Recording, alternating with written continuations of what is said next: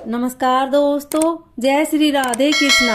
आज हम आपके लिए मार्गशीर्ष मास में शुक्ल पक्ष की एकादशी मोक्षदा एकादशी व्रत की कथा लेकर आए हैं। मोक्षदा एकादशी का व्रत दिसंबर माह में 3 तारीख को रखा जाएगा। इस दिन शनिवार भी पड़ रहा है। ऐसे में इस दिन व्रत रखकर विधि पूर्वक पूजन करने से भगवान विष्णु का विशेष आशीर्वाद प्राप्त किया जा सकता है। हिंदू पंचांग के अनुसार मार्गशीर्ष मास के शुक्ल पक्ष के एकादशी को मोक्षदा एकादशी का व्रत रखा जाता है।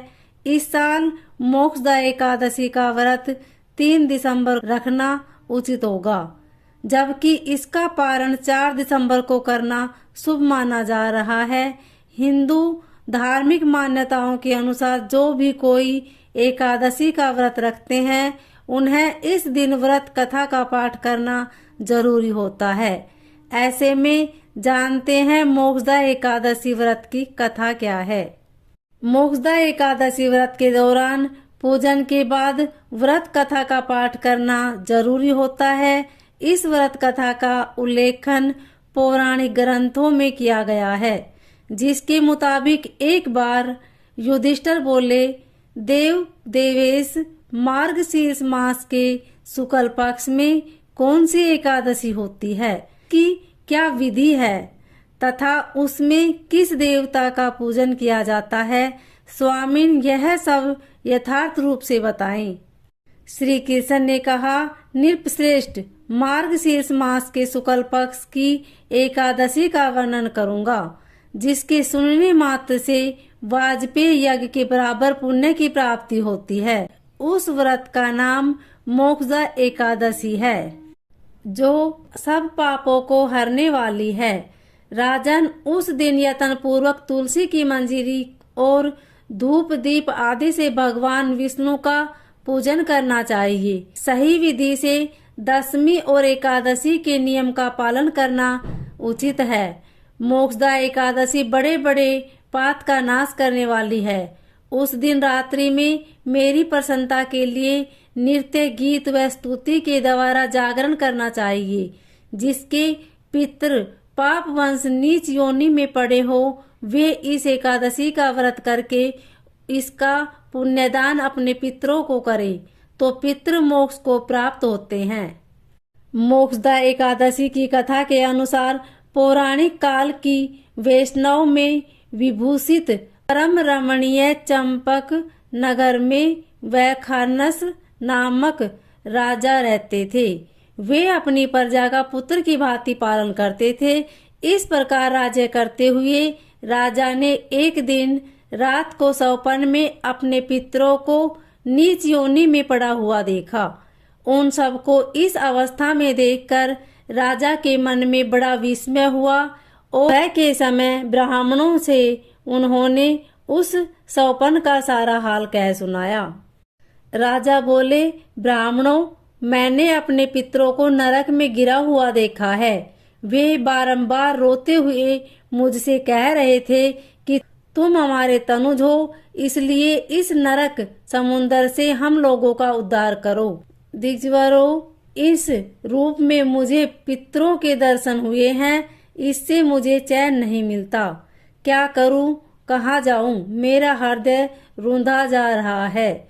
द्विजोतमो, वह व्रत, वह तप और वह योग जिससे मेरे पूर्वज तत्काल नरक से छुटकारा पा जाएं, बताने की कृपा करें।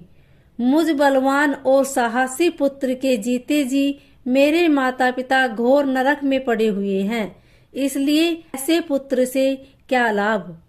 ब्राह्मण बोले, राजन, यहाँ से निकट ही पर्वत मुनि का महान आश्रम है।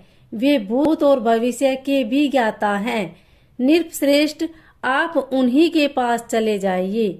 ब्राह्मणों की बात सुनकर महाराज वैखानस शीघ्र ही पर्वत मुनि के आश्रम पर गए और वहां उन मुनि श्रेष्ठों को देखकर उन्होंने दंडवत प्रणाम करके मुनि के चरणों का स्पर्श किया। मुनि ने भी राजा से राज्य के 7 अंगों की कुशलता पूछी। राजा बोले, स्वामिन, आपकी कृपा से मेरे राज्य के 7 अंग सकुशल है, किंतु मैंने सपन में देखा है कि मेरे पितर नरक में पड़े हैं। इसलिए बताए कि किस पुण्य के प्रभाव से उनका वहां से छुटकारा होगा। राजा की यह बात सुनकर मुनि श्रेष्ठ पर्वत मुहूर्त का ध्यान की स्थिति में रहे। इसके बाद वे राजा से बोले, महाराज, मार्गशीर्ष मास के शुक्ल पक्ष में जो मोक्षदा एकादशी नाम की एकादशी होती है, तुम सब लोग उसका व्रत करो और उसका पुण्य अपने पितरों को दे डालो। उस पुण्य के प्रभाव से उनका नरक से उद्धार हो जाएगा। भगवान श्री कृष्ण कहने लगे, हे युधिष्ठिर मुनि, यह बात सुनकर राजा पुनः अपने घर लौट आए। जब उत्तम मार्गशीर्ष मास आया, तब राजा वैखानस ने मुनि के कथानुसार मोक्षदा एकादशी का व्रत करके उसका पुण्य समस्त पितरों सहित पिता को दे दिया। पुण्य देते ही क्षण भर में आकाश से फूलों की वर्षा होने लगी। वैखानस के पिता पितरों सहित नरक से छुटकारा पा गए और आकाश में आकर राजा के प्रति यह पवित्र वचन बोले, बेटा, तुम्हारा कल्याण हो। यह कहकर वे स्वर्ग में चले गए।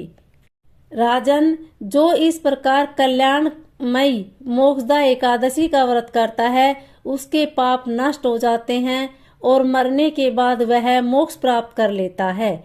यह मोक्ष देने वाली मोक्षदा एकादशी मनुष्यों के लिए चिंतामणि के समान समस्त कामनाओं को पूर्ण करने वाली है। इस महात्म्य के पढ़ने और सुनने से वाजपेयी यज्ञ का फल प्राप्त होता है।